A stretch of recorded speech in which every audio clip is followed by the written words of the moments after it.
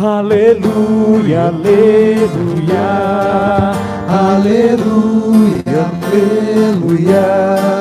Aleluia, aleluia. Aleluia, aleluia. Vem mostrar-nos, ó Senhor. Vem mostrar-nos, ó Senhor, Tua grande compaixão. tua grande compaixão. Dai-nos tua salvação. Dai-nos tua salvação. Aleluia, aleluia. Aleluia, aleluia. Aleluia, aleluia. Aleluia, aleluia. O Senhor esteja convosco. Proclamação do Evangelho de nosso Senhor Jesus Cristo segundo Marcos. Naquele tempo, disse Jesus a seus discípulos: cuidado, ficai atentos, porque não sabeis quando chegará o momento. É como um homem que, ao partir para o estrangeiro, deixou sua casa sobre a responsabilidade dos seus empregados, distribuindo a cada um uma tarefa, e mandou o porteiro ficar vigiando. Vigiai, portanto, porque não sabeis quando o dono da casa vem, à tarde, à meia-noite, de madrugada ou ao amanhecer, para que não suceda que, vindo de repente, ele vos encontre dormindo. O que eu vos digo a todos: vigiai. Palavra da salvação. Glória a vós, Senhor. Aleluia, aleluia. Aleluia, aleluia. Vamos sentar para escutar. Olha, meus filhos e filhas, povo de Deus, nós estamos celebrando o Advento, e essa coroa do Advento é o primeiro sinal do Natal do Senhor, do tempo novo, que mostra a eternidade de Deus, que mostra o domínio de Deus de norte a sul, de leste a oeste. Os detalhes vermelhos que mostram o amor de Deus e o nosso amor para uns com os outros. É um tempo propício, um tempo de espera, um tempo de uma espera confiante. Não é tempo de tristeza, também não é tempo de festa, é um tempo de arrumar a casa, arrumar a nossa vida, para celebrar bem o mistério de Deus, comemorar o Natal do Senhor e acolher o Cristo que virá. Os dois motivos deste advento, pelos quais fazemos esse advento: para comemorar o nascimento do Senhor, que veio como Messias Salvador, e aguardar agora a vinda na parousia, a vinda gloriosa do Senhor. A liturgia deste domingo do advento convida-nos, portanto, a equacionar a nossa vida, a nossa caminhada pela história, à luz da certeza de que o Senhor Deus vem, o Senhor virá. Apresenta também aos crentes as indicações concretas de como viver esse tempo, através da vigilância. Deve estar vigilantes e atentos. Na primeira leitura da profecia de Isaías, Isaías exerce o seu ministério depois que o povo de Deus retornou do exílio da Babilônia. O profeta é encarregado de animar o povo, de exortar o povo para reconhecer o seu pecado, porque o povo se achou no exílio por conta da desobediência da lei, dos mandamentos, porque pecou. O pecado leva ao sofrimento. Ao mesmo tempo, o profeta exorta a Deus para que não abandone o seu povo, um Deus que é Pai, um Deus que é Redentor, deve se preocupar com o seu povo, deve libertar o povo de Israel do seu pecado, para recriar nele um coração novo. Então ele espera que Deus faça isso, que Deus recrie este povo, dê a ele um coração novo, capaz de se manter fiel à aliança. O uso desses títulos presentes pretende lembrar a Deus as suas responsabilidades enquanto protetor, enquanto defensor e salvador do seu povo. O profeta quer que Deus não deixe o povo continuar a endurecer o coração, não deixe o povo se distanciar, não deixe o povo afastar-se dos caminhos da aliança. Por isso ele espera uma intervenção divina, que Deus haja, que Deus realize uma ação na vida do povo a ponto dele perceber e se converter e mudar de vida. O problema é que a geração presente, os que retomaram do exílio, não reconhecem os seus pecados, não reconhecem culpa alguma e vivem instalados no pecado, na infidelidade, na injustiça, na indiferença face a Deus e às suas promessas. Então fica difícil assim, não reconhecendo a própria fraqueza, fica difícil mudar de vida. Mas Deus poderá mostrar um meio para fazer todos reconhecer a sua fraqueza.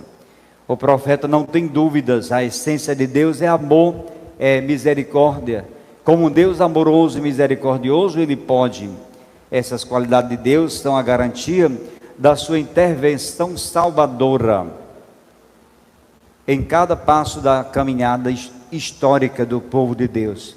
Aliás, ao longo da história, Deus agiu de muitos modos, de muitas maneiras, conduzindo o seu povo para que pudesse ser um povo feliz.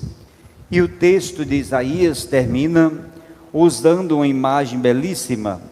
Deus é o oleiro e o povo é o barro, que o artista modela com amor e com cuidado, fazendo aqui uma referência à primeira criação do livro do Gênesis, onde Deus forma o homem do barro, sopra em suas narinas e dá vida. Então, como artista do universo, Deus pode modelar a vida do seu povo, dar forma, dar direcionamento, fazer o povo reconhecer sua fraqueza, reconhecer o seu pecado, endireitar seus caminhos e manter-se fiel à aliança. Então, Isaías fala de uma nova criação. A segunda leitura da livro Carta de São Paulo aos Coríntios. Corinto era uma comunidade situada no Mediterrâneo, portanto, próxima do mar. Uma comunidade de mais ou menos 500 mil habitantes. Uma comunidade marcada por muitas filosofias, muitas teorias, pensamentos, religiões, e também 2/3 da população era formada de pessoas escravizadas. Ademais, os marinheiros, aqueles que trabalhavam no mar, ao chegar também se prostituíam, usavam os habitantes. Então, era uma cidade marcada por questões morais, um povo amoral, e era necessário, portanto, uma reflexão. E Paulo consegue formar uma comunidade cheia de esperança, uma comunidade de fé marcada pelos carismas, e esses carismas vão fortalecendo a comunidade a ponto dela manter-se fiel ao Senhor. E Paulo alenta a comunidade, exorta, sugere aos cristãos que se mantenham atentos, que se mantenham vigilantes, a fim de acolherem os dons de Deus, de acolher a salvação de Deus.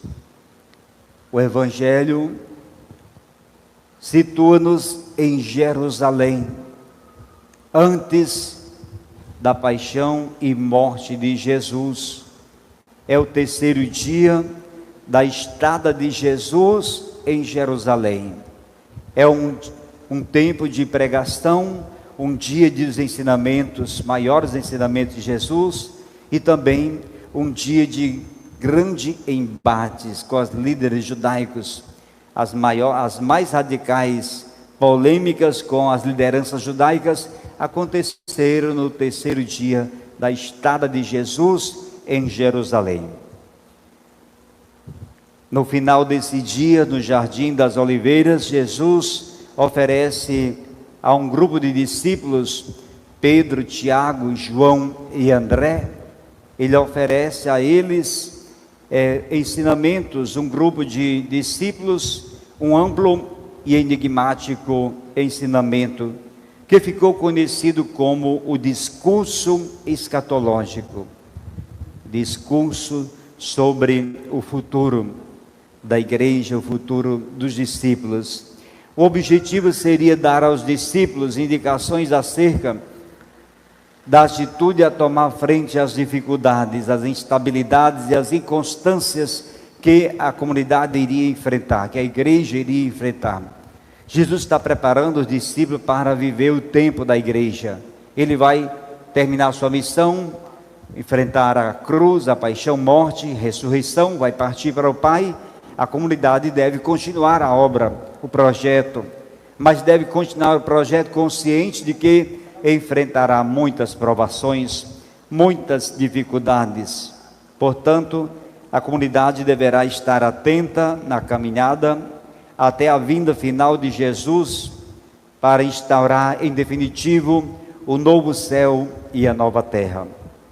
Jesus está consciente de que seus discípulos terão que enfrentar dificuldades, perseguições, tentações que o mundo vai colocar no seu caminho. E não só colocou no passado até recente, mas também no presente já começou mais uma vez o mundo a colocar muitas dificuldades. Lideranças paganizadas começam a perseguir a igreja. O mundo marcado pelo indiferentismo, marcado pela intolerância, começa a destruir igrejas, começa a perseguir sacerdotes e pregadores do Evangelho. E é necessário que a comunidade esteja consciente deste desafio que terá pela frente, porque o ouro, ele é provado no fogo. O crente, o homem de fé, ele é provado nas dificuldades, nas tribulações. E é nas tribulações que ele deverá testemunhar o nome de Deus, provar que é de Deus e que abraçou um projeto de Deus no batismo e que é coerente com esse projeto, não arredando o pé. A igreja passou por muitos martírios, muitos mártires deram a vida, mas o sangue dos mártires fecundou a terra e fecundou a igreja. Eles pensavam que matando Jesus acabava o projeto, matando os apóstolos matava o projeto, e quanto mais matava o cristão, mais foi surgindo os cristãos convictos e convencidos de que esse projeto é de Deus e leva a Deus. Portanto, a comunidade em marcha pela história necessitará de estímulo, necessitará de alento para cumprir a sua missão. É por isso que sugere este apelo de fidelidade, este apelo de coragem, apelo à vigilância. No horizonte último da comunidade, da caminhada da comunidade, Jesus coloca o final da história humana, o reencontro de Jesus dos discípulos com ele, Jesus. Convida os seus discípulos a enfrentar a história com coragem, de maneira destemida, com determinação, mas também com muita esperança e confiança, animados pela certeza de que o Senhor vem, o Senhor voltará. Ensina ainda que esse tempo de espera deve ser um tempo de vigilância, não de cruzar braços, não de dar as costas ao projeto de Deus, mas de manter-se ativo, manter-se empenhado, comprometido na construção de um mundo novo, de um mundo de amor, no mundo de paz. Então esta é a grande missão dos cristãos, de todos aqueles que aguardam a vinda gloriosa do Senhor. Deve manter-se fiel, porque receber de Deus uma graça especial, uma consagração especial, de modo que não deve se deixar levar pelas propostas do mundo pagão, mas deve abraçar aquilo que é de Deus e edificar o reino de justiça, de paz, quebrando o domínio daqueles que escravizam, que mandam, que acurralam a sociedade, mandam na sociedade e desmandam na sociedade. É preciso desbancar esse povo, essa gente. Então significa cumprir com coerência os compromissos assumidos no dia do batismo. A reflexão é dessa forma que eu tenho procurado viver? A minha vida está conforme o projeto de Jesus, comprometido? Estou vigilante? Estou atento, esperando o Senhor, fazendo algo para que o reino aconteça? Ou estou alheio, indiferente, inerte? A pergunta merece resposta, mas você vai responder durante a semana, em oração, analisando a tua vida. Como é que está a tua vida? O que é que precisa arrumar na tua casa, na tua família? O que é que tem que dar um jeito? Porque não podemos continuar com a vida desregrada e desmantelada. Que o Senhor nos abençoe, nos ajude a trilhar o caminho da fé.